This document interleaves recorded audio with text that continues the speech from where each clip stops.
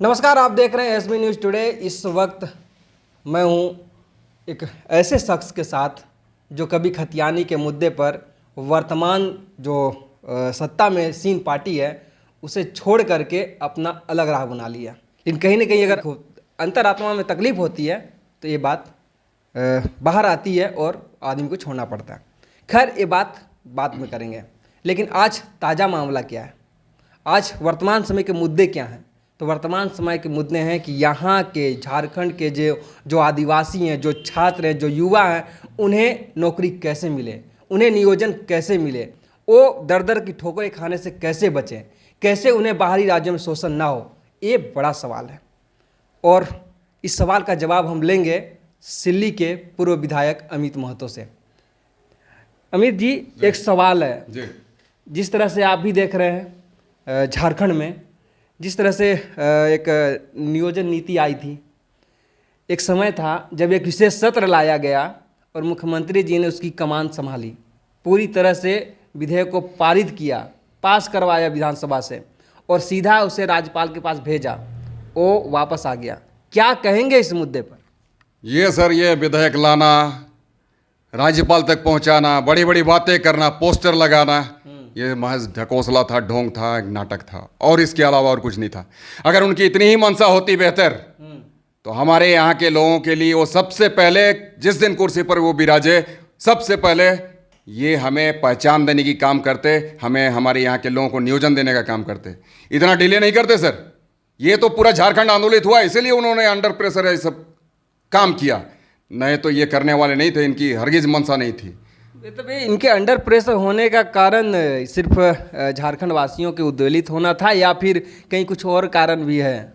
कुछ भी नहीं सर, ये सिर्फ दिवा स्वप्न दिखाना चाहते थे, सपना दिखाने का सिर्फ काम किया कि हम ऐसा करते हैं वैसा करते हैं। किस आदिवासी और किस मूलवासी के लिए इन्होंने क्या किया है? आज इन 23 ये जो हमारे 23 वर्ष जो बीत गए सर, 22 वर्ष बीत गए, इन 22 वर्षों में जो इनका 1.5 साल का पहले का पीरियड रहा और अभी का ये जो 3 साल का पीरियड रहा, इन्होंने क्या किया है हमारे यहाँ के लोगों के लिए?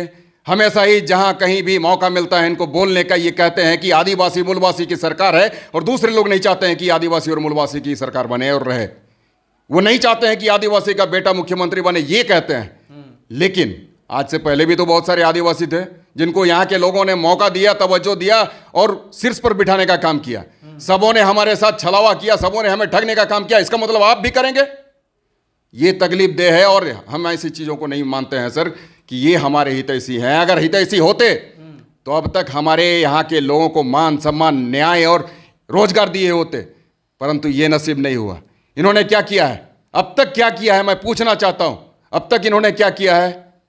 कुछ भी नहीं किया है। अच्छा, एक सवाल है कि आखिर ये वापस क्यों हो गया? जिस तरह से राजभवन से वापस हुआ, क्या उसमें कुछ त्रुटि थी? क्या लगता है आपको, क्यों वापस कर दिए राज्यपाल? बिल्कुल सर, ये प्रारूप तो आज तक सार्वजनिक हुआ नहीं, हमने तो इसे देखा नहीं, ना जाना है। लेकिन ये जो प्रारूप अगर बेहतर होता तो निश्चित रूप में ये राज्यपाल कतई वापस नहीं करते। हम बार बार प्रेस मीडिया के माध्यम से ये कहते चले आए हैं, हेमंत जी भी हमारी बातों को सुनते होंगे शायद। हम तो यही हमेशा कहते चले आए हैं कि सुप्रीम कोर्ट के जो रिटायर्ड जज हों उसके द्वारा प्रारूप बनाने का काम करें, लेकिन ऐसा उन्होंने किया नहीं। बेहतर प्रारूप नहीं बना होगा, कहीं ना कहीं त्रुटियां होंगी, इसीलिए तो राज्यपाल महोदय ने वापस कर दिया। अब ये सारा टीकरा फोड़ते हैं भारतीय जनता पार्टी और राज्यपाल के नाम पर। भाई, राज्यपाल क्या करेंगे और आपके भारतीय जनता पार्टी वाले लोग क्या करेंगे? करने वाले तो आप हैं। आपको ये करना चाहिए, आपको ये समझना चाहिए कि हमें कितनी बेहतर प्रारूप बनानी है। आपने नहीं किया है। हम तो ये कह रहे हैं 9वीं सूची भेजने की बात ये जो बात आ रही है ये भी बाद में आनी चाहिए थी। सबसे पहले आपको क्या करना चाहिए था? सबसे पहले आप ले लाते, नीति बनाते, उसके आधार पर आप यहाँ पर नियोजन का तरीका अख्तियार कर लेते। उसके बाद में जब सारी प्रक्रिया पूरी हो जाती, ठीक है, 9वीं सूची की बात करते, आप भेजने का काम करते। पहले नियोजन की तो जुगाड़ लगाते। बिल्कुल सर, स्थानीय नीति एक बार बन जाता उसके बाद तो नियोजन बना लेते। लेकिन आप तो इन 3 वर्षों में स्थानीय कौन है इसी को आप तय नहीं कर पाए, आप परिभाषा नहीं दे सके कि हमारे यहाँ का स्थानीय व्यक्ति कौन है। नहीं तो मतलब कई मंचों से कहें कि भाई कोरोना काल का पीरियड चल रहा था, 2 साल कोरोना चला, अब उसमें दिक्कत हुआ, काफ़ी सरकार बिजी हो गई थी, तो कोरोना का बात करते हैं। सर, ये कोरोना की बात करना उनकी एक अपने खामियों को ढकने का काम है और कुछ नहीं, कि कैसे हम अपने आप को बचा लें। तो एक पर्दा ओढ़ लेते हैं कि भाई मैं नहीं था, कोई दूसरा था। तो ये सर कोरोना पीरियड में आपको नीति बनाने में कोई पीरियड क्या करेगा, कोरोना क्या कर लेगा? आप नीति घर में बैठ के बनाते तो आपको कोरोना बीमारी हो जाता क्या?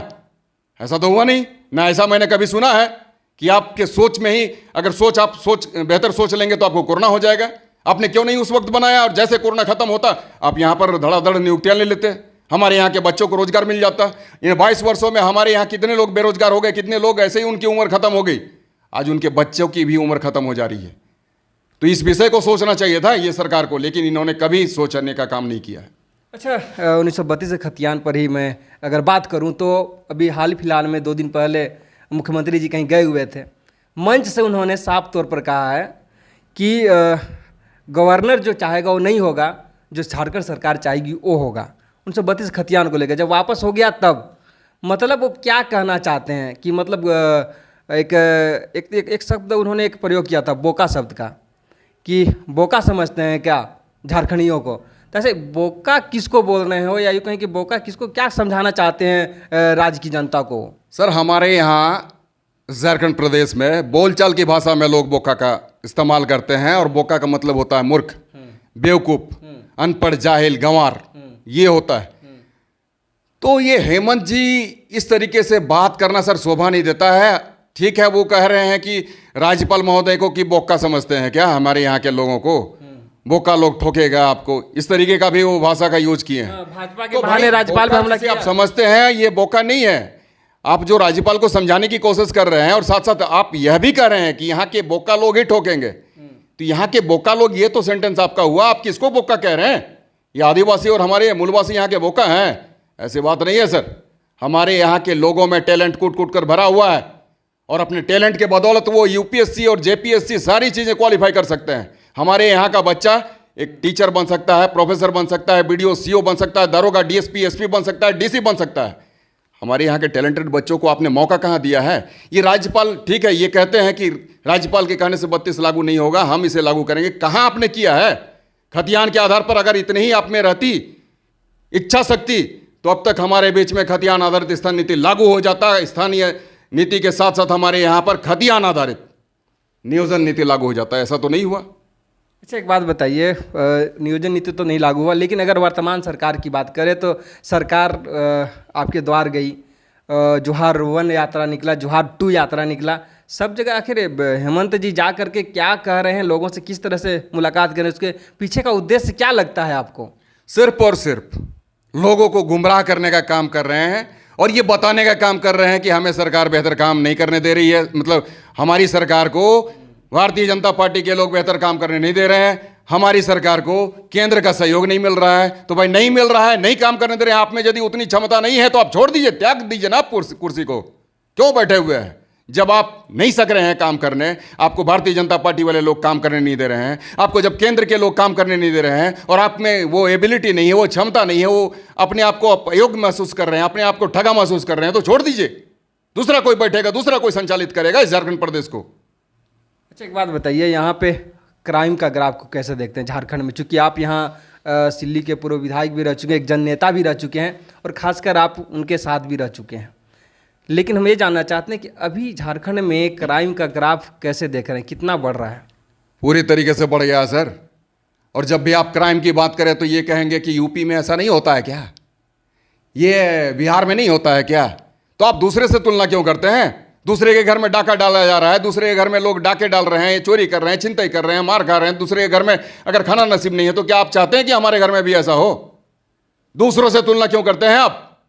आपको बेहतर करना है इस झारखंड प्रदेश के लिए और झारखंड वासियों के लिए, खतियानियों के लिए, और यही खतियानी ने आपको शीर्ष पर बिठाने का काम किया है, आसन पर बिठाने का काम किया है, ना कि आप सिर्फ और सिर्फ ये रोना तो रोते रहें कि यूपी में भी तो ऐसा होता है, बिहार में भी ऐसा होता है, छत्तीसगढ़ में ऐसा होता है, तो हमारे यहाँ हो गया तो कौन सा बड़ा काम हो गया? मतलब चाहते हैं कि उस टाइप का हो जाए, इस टाइप का क्या? ये अपनी उपलब्धि, ये अपनी खमिया को उजागर नहीं करना चाहते हैं, छुपाना चाहते हैं, इसलिए दूसरा पे आरोप लगा रहे हैं। बिल्कुल बिल्कुल बिल्कुल, नहीं तो यहाँ की कानून व्यवस्था सबसे बेहतर व्यवस्था हो सकती है सर। हमारे झारखंड के लोग अमन पसंद वाले लोग हैं, और उसमें से कुछ आपराधिक प्रवृत्ति के यदि लोग हैं तो ऐसे लोगों को नकेल कौन कसेगा, ऐसे लोगों को शिकंजा कौन लगाएगा?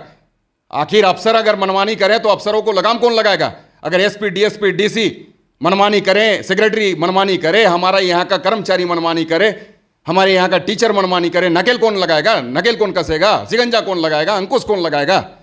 लगाने वाले तो कैबिनेट के ही लोग हैं, लगाने वाले तो आपके मुख्यमंत्री ही हैं।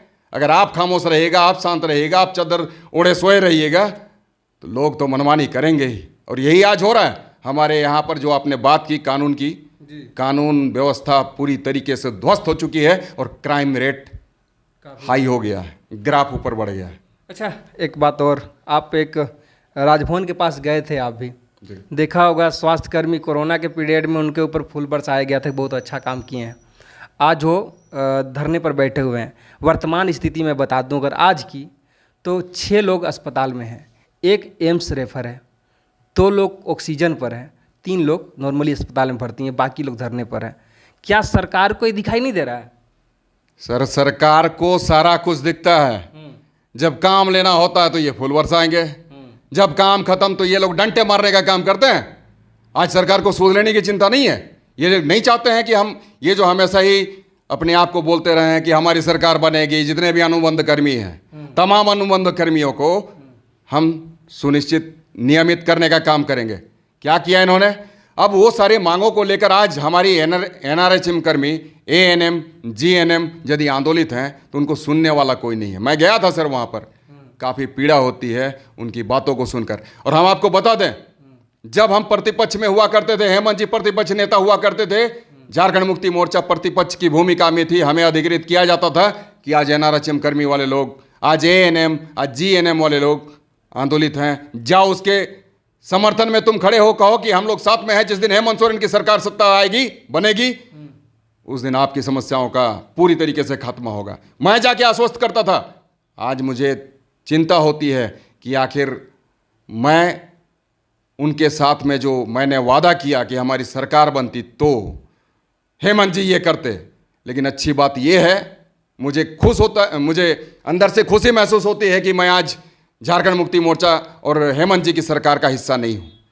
यदि होता तो काफ़ी पीड़ादायक होती। मैं आज अलग हूँ।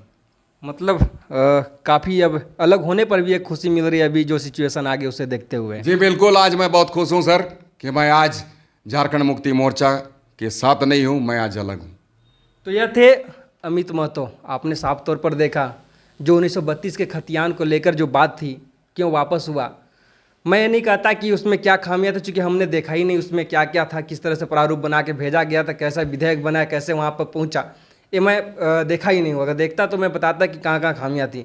लेकिन एक मुख्यमंत्री हैं, वो भी कहीं ना कहीं अपने जो कानूनविद होंगे उनसे राय लेकर के बनाया होगा, और एक राज्यपाल हैं, उन्होंने जब वापस किया तो भी कहीं ना कहीं राय लिए होंगे जो कानून सम्मत हो।